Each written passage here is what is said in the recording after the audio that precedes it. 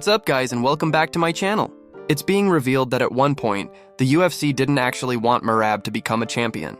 This might sound surprising to many fans, especially considering how dominant and active he's been this year. Merab has already defended his title 3 times and is still looking to step back into the cage before the year comes to an end. His relentless pace, unmatched cardio, and impressive performances have made him one of the most consistent champions in the sport right now. But according to his coach John Wood, things weren't always this way. In an interview with Mike Bone, Wood reflected on how the UFC originally didn't see Merab as the kind of fighter they wanted as their champion. He said clearly, the UFC did not want that guy to be champion. They really didn't. Over time, though, Merab forced everyone to respect him through his performances. 10 fights ago, people wouldn't have imagined this version of him. Back then, he was a grinding wrestler who simply overwhelmed his opponents. Now he's an entertaining fighter who is almost knocking guys out, submitting dangerous opponents, and running through fighters who were supposed to be bigger, longer, and more skilled. His evolution has been nothing short of special. Wood explained how Merab's ability to constantly improve has made him undeniable. The UFC might not have wanted him as champion initially, but his performances inside the octagon left no choice. He's earned every bit of his position at the top of the division. So far, there's been no official word from the promotion on whether Merab will compete at UFC 323, which is set to take place on December 6th. However, the champion has made it clear he intends to use his championship privilege to secure a spot on that card and continue his dominant run to close out the year. And before we continue, make sure to leave a like on the video and subscribe to help support the channel. Moving on to another news, Joe Pyfer has revealed the message he sent to Dana White following his big UFC win. After his impressive performance on Saturday night, Pyfer grabbed attention with both his post-fight interview inside the octagon and a heated cage-side exchange with Dana. Later, during his appearance on the Ariel Helwani show, Pyfer explained exactly what went down and why emotions were running high. Pyfer clarified that his comments about people calling him scared were actually directed at matchmaker Mick Maynard. He said that Mick was the one who started the narrative that he was afraid to fight Abu Magomedov after turning down the fight following his back surgery. I also didn't like the narrative that I was afraid to fight him, Pyfer said. So after I won, I was screaming at Mick that he was wrong and I'm not scared. It was kind of a told you so type of moment. It definitely could have come out the wrong way, but I was a little bitter toward Mick because I don't like people thinking I'm scared. I was never really that mad about it, but yeah, it bothered me. Pyfer explained that Dana had no idea he felt this way. Dana was like, I thought you were reading our texts, Pyfer said. He made it clear he doesn't want anyone to believe he's ducking fights or avoiding tough matchups. For him, if it makes sense, he'll fight anybody. There's also been talk about a potential fight between Pyfer and Paulo Costa, but Pyfer made it clear he's not interested in that matchup right now. I'm not willing to take that fight because I think Paulo Costa is so inactive, he said. He's got a lot going on, and I don't really think it does much for me. Fighting guys like Marvin Vettori, Jared Cannonier, Roman Dolidze, these guys are active, hungry, and fighting. That makes a lot more sense for me. Pyfer's name is starting to generate more attention after this latest win, and his message to the UFC brass was loud and clear. He wants meaningful fights against active contenders, not matchups that don't push his career forward. Moving on to another news, Daniel Cormier believes Alex Pereira could cement himself as the UFC GOAT if he beats Jon Jones. While Dana White hasn't exactly been thrilled with the idea of Pereira moving up to heavyweight for a super fight against Jones, Cormier sees it as a potential historic moment for the sport. During a recent video on his YouTube channel, Cormier broke down exactly why a fight like this would mean so much for Pereira's legacy. Cormier explained that Alex is now 38 years old, and at this point in his career, he's likely looking for that one statement fight that would truly define his place in history. Alex is 38 years old and probably thinking, how do I go and make another statement that I am the guy? Hell, if he went and beat Jon Jones at heavyweight, Alex Pereira, who's already considered one of the greatest fighters of all time in the most expedited timeline I've ever seen, would literally cement himself to almost stand above everyone, Cormier said. He pointed out that such a win would mean defeating a former light heavyweight and heavyweight champion, someone many consider the greatest fighter of all time. Pereira's rise in MMA has been nothing short of extraordinary. In just a few years, he became a 2-division UFC champion and has taken out some of the best fighters in the world. A win over Jon Jones at heavyweight would elevate his legacy to a level very few have ever reached. And while plenty of fighters and fans have doubts about how Pereira would fare against the size, power, and grappling of heavyweights, others are intrigued by the idea of witnessing history. Laura Senko recently spoke with Mike Bone and shared her perspective, saying she would love to see Pereira chase this monumental opportunity. For Alex, he's already doing such extraordinary things. As fans, we want to see how far he can push the envelope. How extraordinary can he be? Yes, I would like to see him at some point at heavyweight, Senko said. She added that even just stepping up and competing at heavyweight would be an incredible chapter in his story. And if he were to win a third title, it would be truly insane. Right now, Jon Jones has remained quiet, which isn't surprising considering everything he and his family have been dealing with.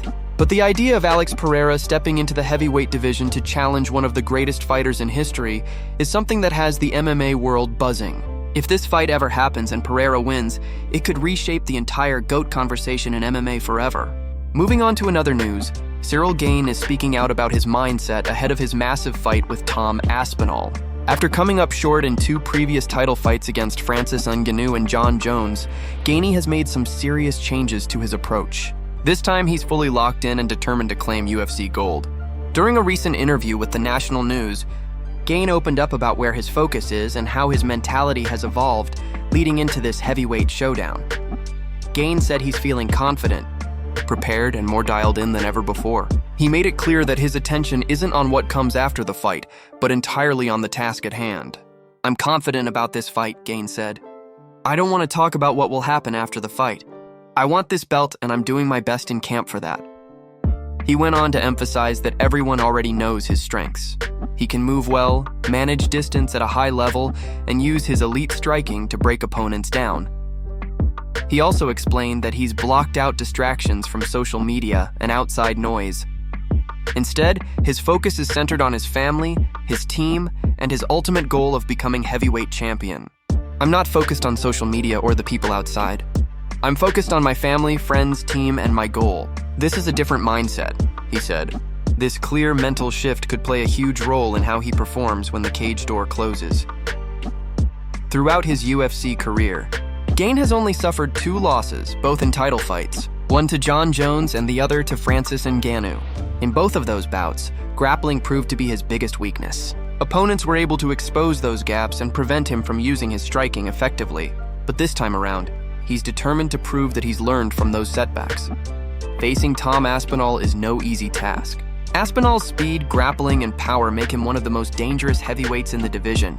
But Gane believes his refined mindset, along with his technical skills and movement, will make the difference. He's putting everything into this camp, determined to finally claim the heavyweight belt and cement his place at the top of the division. Moving on to another news, Peter Yan has shared his thoughts on Merab following his dominant win on Saturday night. After Merab's performance, the champion made it clear that he hopes to return to the octagon before the end of the year. According to Yan, that timeline works perfectly for him.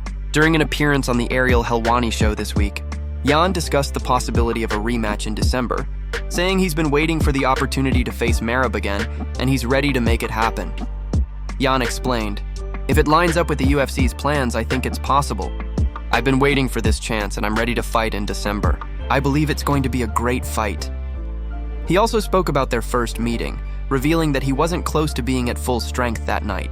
Yan said he was dealing with a hand injury that significantly limited his performance. "I was only 50% in the first fight because of a hand injury," he explained. "If you just look at the stats, you can see that I only used my right hand 3 or 4 times. I couldn't punch with it, and I couldn't use it to defend the wrestling. Those are just facts. When you compare it to my other fights, that's the hand I use the most." Yan's comments add more fuel to the growing anticipation for a rematch. He's confident that a healthy version of himself would deliver a very different performance against Merab. Meanwhile, Merab continues to build his legacy as one of the most dominant fighters in the bantamweight division, with multiple title defenses already under his belt. Daniel Cormier also weighed in on Merab's greatness during this week's episode of Good Guy, Bad Guy.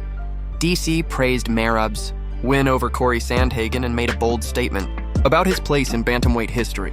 "I believe without a shadow of a doubt. Look man, all credit to the great Dominic Cruz, who I believe was the greatest bantamweight of all time when you combine everything he did in the WEC and UFC.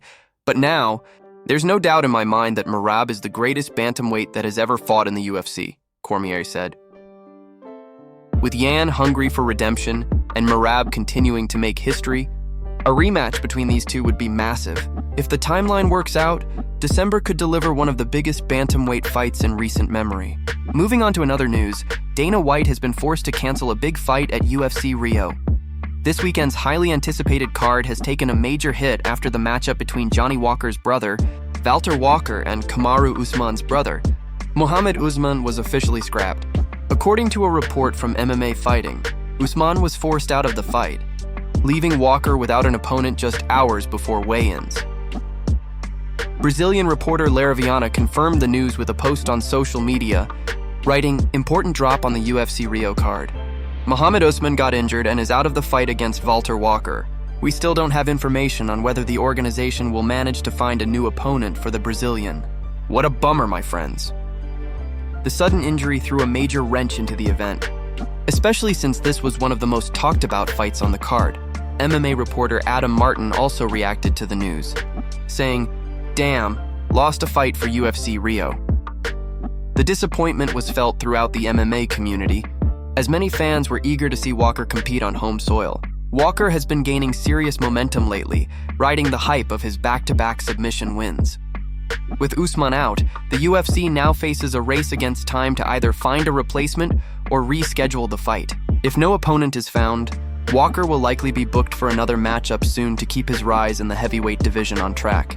The cancellation is a tough blow for the UFC Rio event, which had been building strong anticipation among Brazilian fans and the global MMA audience. Moving on to another news, emotions were running high at UFC Rio as Valter Walker went off on his opponent for pulling out of their scheduled heavyweight fight. After stepping on the scale, Walker made it clear how much the cancellation had affected him. He said he trained hard for this moment and was ready for war. This was supposed to be a big opportunity for him, something he had dreamed about since the start of his career. Walker expressed his frustration, saying this was more than just a fight for him. He had prepared day and night to face a ranked opponent, and now all of that work felt wasted. The number 15 ranked heavyweight looked sharp and focused at weigh-ins, showing the incredible shape he was in. He was ready to put on a show in front of his home crowd and make a statement in the division. This fight was supposed to be a big moment for Walker's career, and his reaction showed how much it meant to him. Despite the setback, he stood strong, ready to keep pushing forward for the next opportunity inside the octagon. Moving on to another news, Raja Jackson has officially pleaded not guilty in the Psycho Stu situation. On Thursday, the son of Rampage Jackson, Raja Jackson, entered a not guilty plea to felony and misdemeanor battery charges stemming from an alleged altercation involving Psycho Stu. According to reports from MMA Fighting, Raja returned to court this week after previously posting bail back in September. If convicted of the charges, which include what officials are calling a sentencing enhancement for allegedly causing greater bodily injury, Raja could face up to 7 years in prison. The case has gained serious attention in both the combat sports and entertainment world due to the details surrounding the incident and the injuries sustained by Stu. Court documents outline that Stu suffered facial fractures and the loss of several teeth, injuries that fall under the category of great bodily harm in legal terms. These details are what led prosecutors to add the enhancement to the existing charges. Raja was initially taken into custody shortly after the incident, but was released on bail while awaiting his court date. Since his immediate reaction on the streaming platform Kick right after the altercation, Raja has remained silent publicly. He hasn't addressed the media, fans, or made any statements online regarding the ongoing case. Meanwhile, Stu has been receiving medical treatment for the injuries he sustained during the alleged attack. The situation has sparked plenty of conversations online, with many closely following the legal developments. Legal analysts believe that the case could become more complex as evidence, witness statements, and potential video footage are presented in court. The not guilty plea sets the stage for further proceedings, which may include pretrial hearings or a potential trial if no plea agreement is reached. As of now, Raja remains free on bail, but the charges he faces are serious. If found guilty, the combination of felony and misdemeanor charges along with the enhancement could lead to significant time behind bars. The next steps in this case will be crucial as both sides prepare for what's to come. Stay tuned for more updates as the story continues to unfold.